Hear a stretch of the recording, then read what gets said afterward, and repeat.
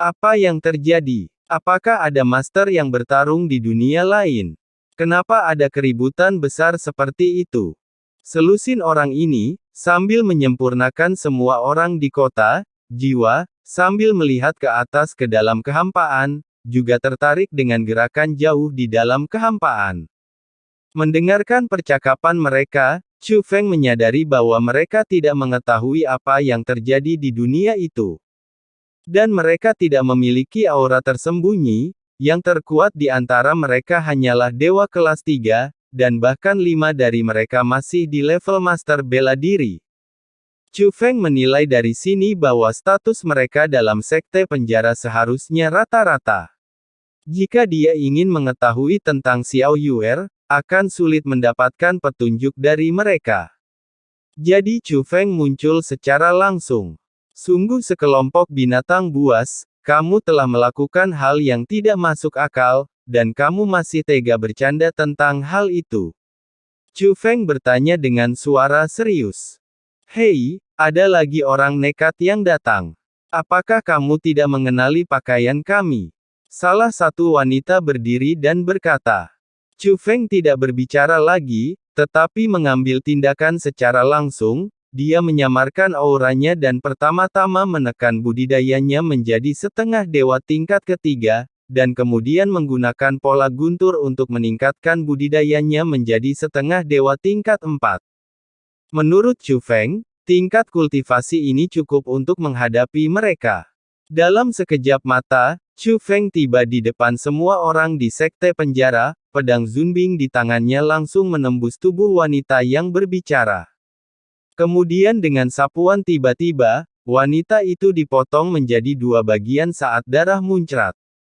Aku akan membunuhmu. Melihat Chu Feng berani membunuh orang secara langsung, orang-orang dari sekte penjara juga marah. Salah satu dewa sejati kelas 3 meningkatkan tingkat kultivasinya menjadi dewa kelas 4. Dia menunjukkan senjata mulianya dan bersiap untuk melancarkan serangan. Tapi Chu Feng mengayunkan pedangnya dan membelahnya menjadi 2 bagian.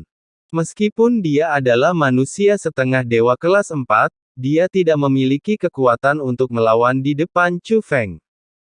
Tidak, larilah. Melihat betapa ganasnya Chu Feng, anggota sekte penjara kehilangan kesombongan mereka sebelumnya, dan orang-orang yang tersisa segera melarikan diri ke udara. Tapi Chu Feng melambaikan Zunbing di tangannya, satu pedang pada satu waktu, dan dalam sekejap mata, 12 orang lagi ditebas satu demi satu, pada akhirnya, hanya satu tingkat setengah dewa tingkat ketiga yang lolos. Dan dia bisa melarikan diri hanya dengan meningkatkan tingkat kultivasinya ke tingkat setengah dewa. Tetapi bahkan jika dia dipromosikan menjadi setengah dewa tingkat 4, dia tidak akan bisa melarikan diri di depan Chu Feng. Chu Feng sengaja membiarkannya pergi. Agar tidak menimbulkan masalah, Chu Feng mengambil mayat orang-orang dari sekte penjara, lalu naik ke udara, menyembunyikan sosoknya, dan mengikuti orang yang melarikan diri. Mengikuti dia sepanjang jalan, dia sampai di istana bawah tanah yang sangat tersembunyi. Sesampainya di dalam istana bawah tanah, ratusan orang berkumpul di sini, semuanya berpakaian seperti penjara sekte. Namun ada ratusan orang yang berdiri rapi di kedua sisi, kecuali sesosok tubuh mungil yang duduk di kursi utama di tengah.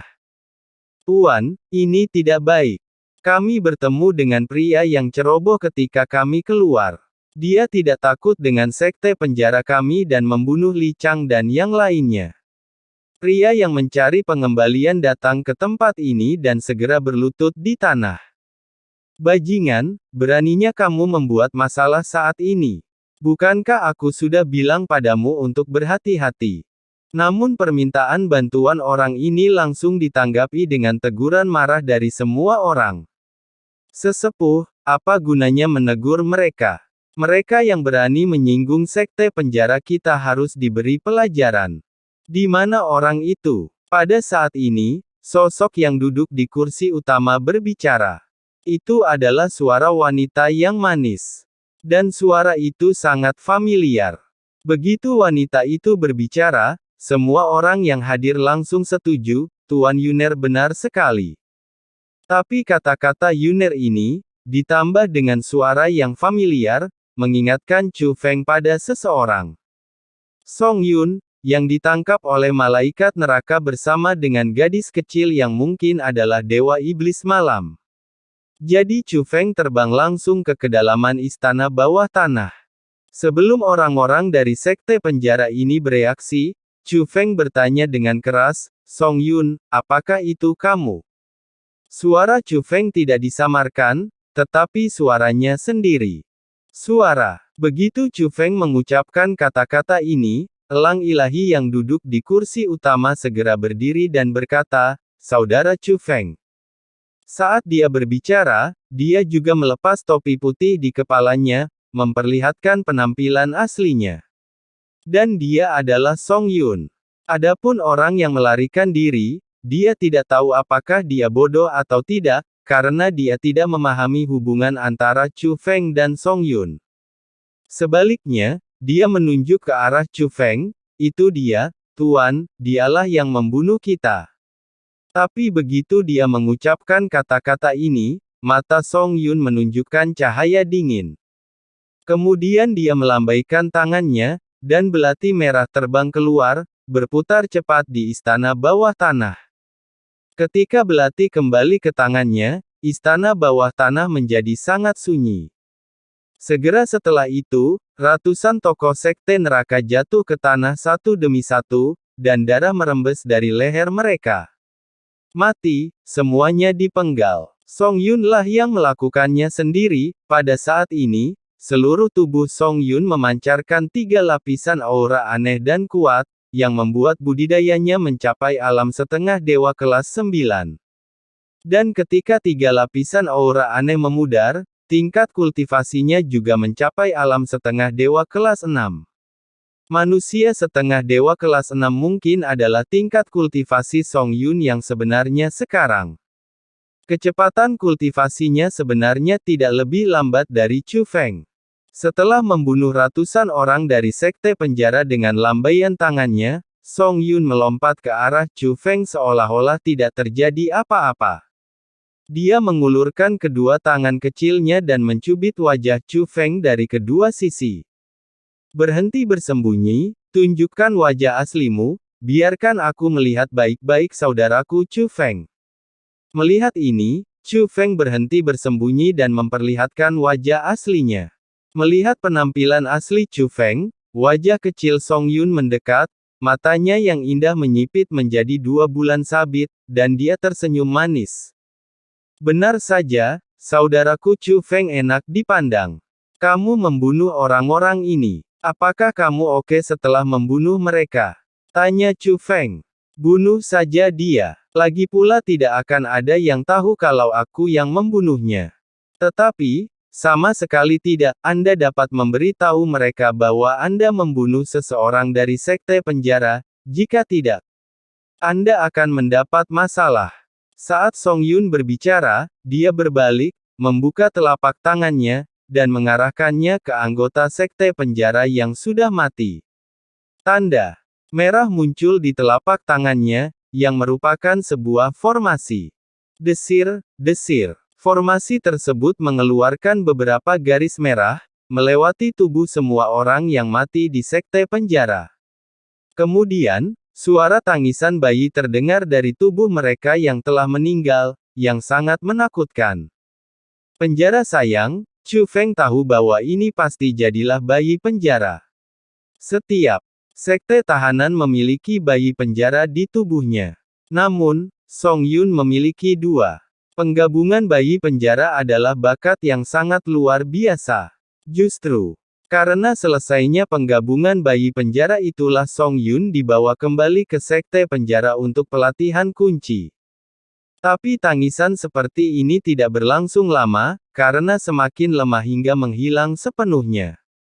Setelah melakukan semua ini, Song Yun melambaikan lengan bajunya dengan tangan yang lain, menyeka sepenuhnya tubuh para anggota sekte penjara ini. Kecuali, apakah kamu menggunakan mereka untuk berlatih?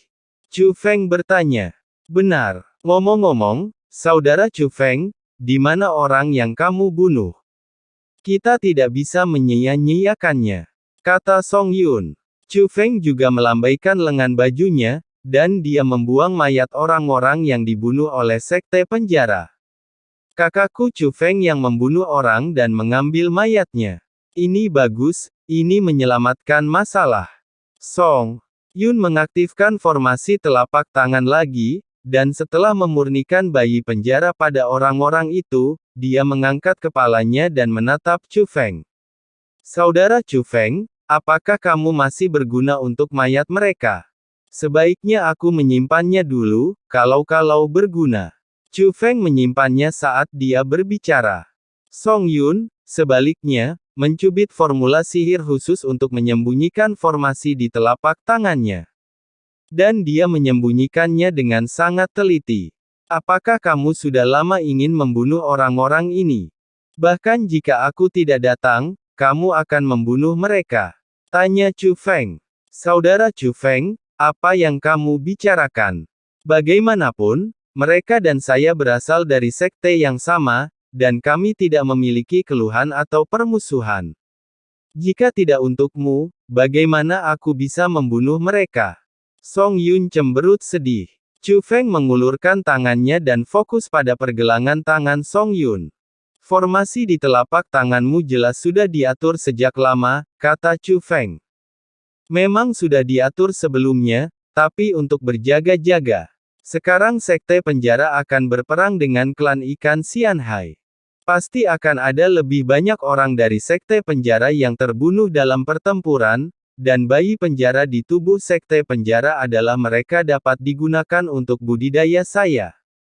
Lagi pula, mereka semua sudah mati, jadi akan sia-sia jika menjaga bayi-bayi penjara.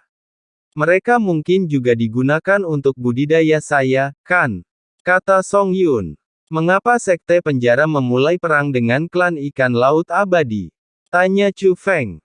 Ini rahasia, aku tidak bisa memberitahumu, kata Song Yun sambil tersenyum di balik tangan kecilnya. Tapi Chu Feng juga bisa melihat bahwa bukan dia sebenarnya tidak ingin memberitahu Chu Feng, tapi lebih seperti dia bercanda. Gadis ini nakal seperti biasanya. Namun Chu Feng tetap berkata, Song Yun, apakah aku masih bisa mempercayaimu sekarang? Alasan mengapa dia menanyakan hal ini adalah karena posisi mereka memang berbeda sekarang. Chu Feng melihat bahwa status Song Yun di sekte penjara seharusnya cukup bagus sekarang.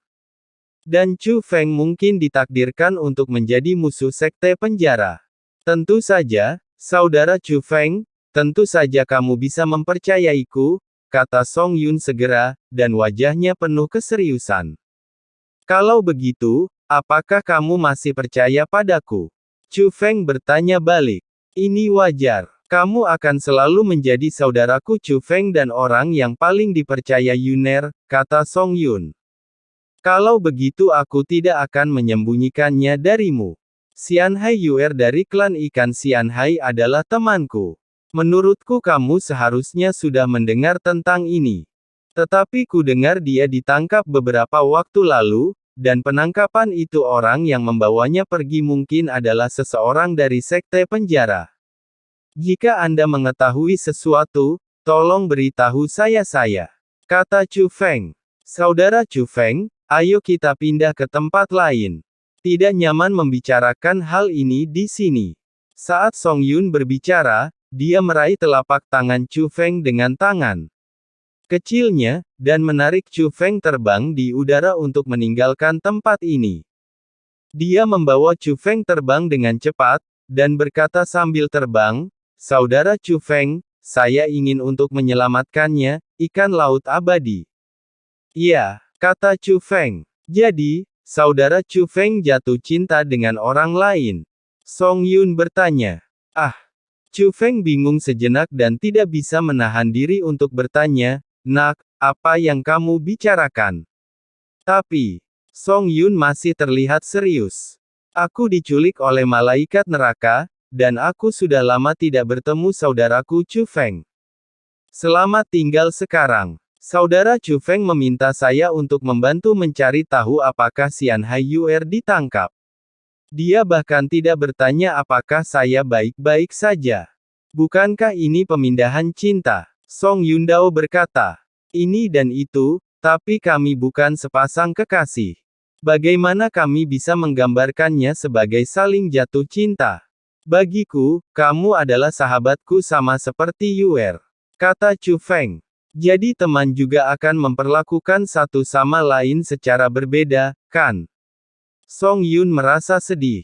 Tidak, aku mendengar mereka memanggilmu Tuan, jadi tentu saja aku tahu bahwa kamu baik-baik saja. Kata Chu Feng. Aku baik-baik saja sekarang, tapi ini tidak bisa menjadi alasan mengapa kamu tidak peduli padaku. Pernahkah kamu mengira aku juga menderita? Dibandingkan Song Yun dan Xiao Yuer, Chu Feng memang sedikit bias.